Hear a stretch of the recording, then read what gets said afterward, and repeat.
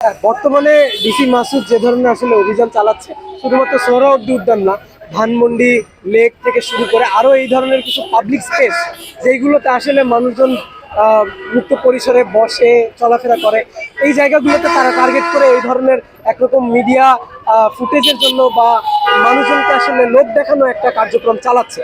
কিন্তু যেভাবে আসলে শিক্ষামন্ত্রী যে আসলে কিশোরদের বিরুদ্ধে যে মোরাল পুলিশিং এর একটা মানে কার্যক্রম শুরু করলো এবং ডিসি মাসুদ যে ধরনের কার্যক্রম করছে, এগুলো কিন্তু আসলে ইতিহাসের পুনরাবৃত্তি।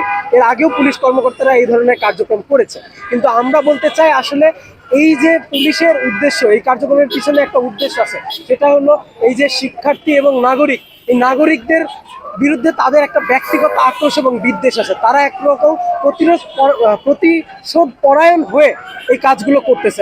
আপনারা দেখে থাকবেন যে মানে ফ্যাসিবাদী আওয়ামী রেজিমের যে শেষ পর্যায়ে জুলাই আগস্টের সময় পুলিশদের সাথে যখন ছাত্র এবং নাগরিকরা কনফ্রন্টেশনে গেল, তারা আবার প্রতিরোধ তৈরি করলো, তখন কিন্তু এই পুলিশরা শেষ দিন পর্যন্ত হাসিনা পালায় যাওয়ার পরও তারা কিন্তু আক্রমণ চালিয়ে গেছে।